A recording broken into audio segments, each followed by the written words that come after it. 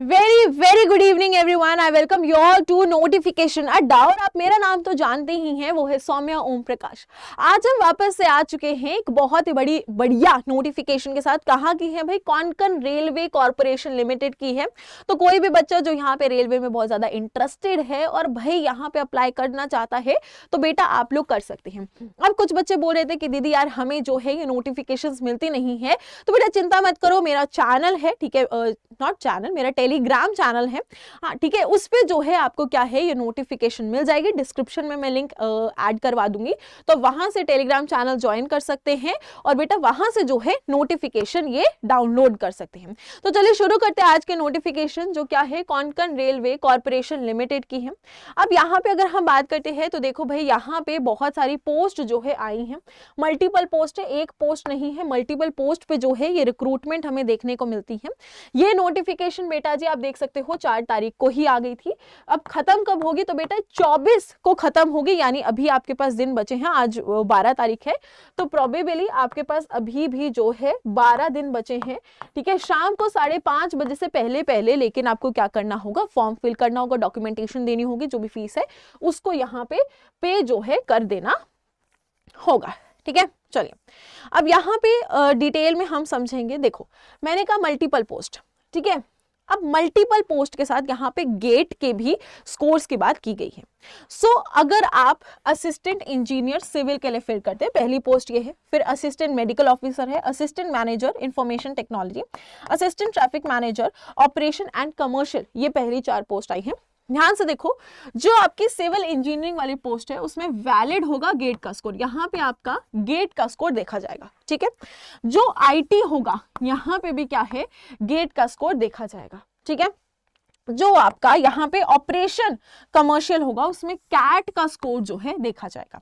तो जो भी बच्चे जिन्होंने गेट दिया है, जिन्होंने कैट दिया है, ठीक है, एंड इंजीनियरिंग बैकग्राउंड से है, बेटा आप लोगों के लिए ना बहुत ही प्यारी अपॉर्चुनिटी है, आप इसको बिल्कुल भी यहाँ पे नजरअंदाज नहीं कर सकते।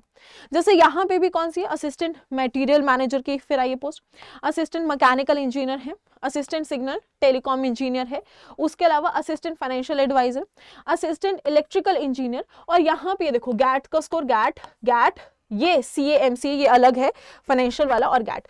तो जितने भी बच्चे जिन्होंने इंजीनियरिंग कर रखी है, ठीक है, जिन्होंने गैट का एग्जाम दे रखा है, उनके लिए एक बहुत ही बढ़िया पोस्ट जो है देखने को मिलेगी। यहाँ पे और भी पोस्ट है, जैसे कि आपकी assistant personal and assistant deputy general manager. इन पे क्या चाहिए होगा? कैट का स्कोर जो है बेटा जी इनमें चाहिए होगा।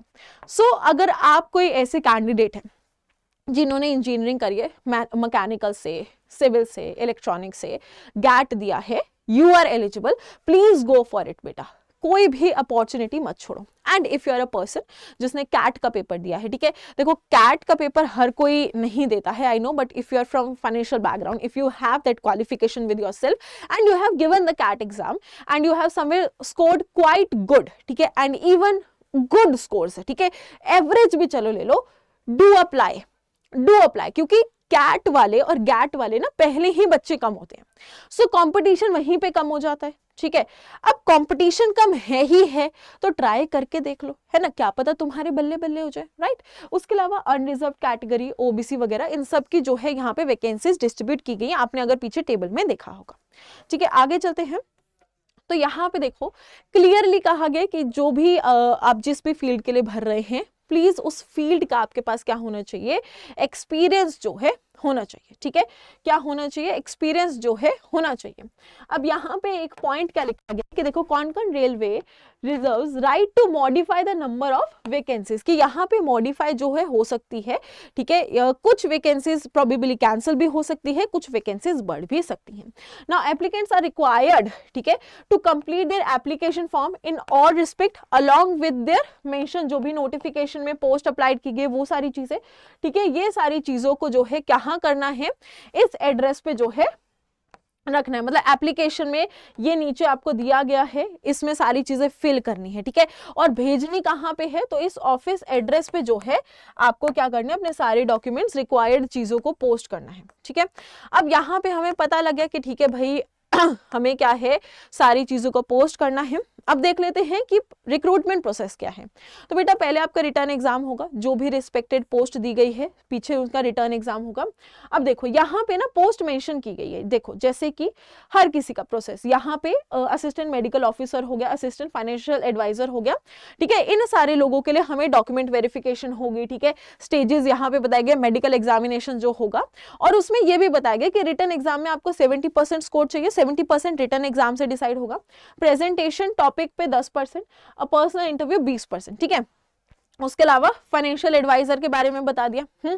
फिर आगे चलते हैं तो अदर, जहां पे गैट का पेपर जो है मेंशन किया गया, तो कैंडिडेट किस बेस पे इवैल्यूएट होंगे, तो भाई बेस्ट वैलिड जो गैट और कैट का स्कोर होगा वो 50% कहीं ना कहीं वेटेज कैरी करेगा। प्रेजेंटेशन जो गिवन टॉपिक पे दी जाएगी 25% और 25% आपका जो है किस पे होगा बेटा जी, इंटरव्यू पे। लेकिन मैक्सिमम वेटेज जो है गैट और कैट के स्कोर्स पे यहाँ पे जो है दी जाएगी। अगर आप लोग यहाँ पे क्वालिफाई कर लेते हैं, मोर देन 60% ले आते हैं कंप्लीट उसमें, देन कहीं ना कहीं आप क्वालिफाई कर जाएंगे and you are good to go. Age limit क्या है बेटा, 18 to 30 ईयर्स है।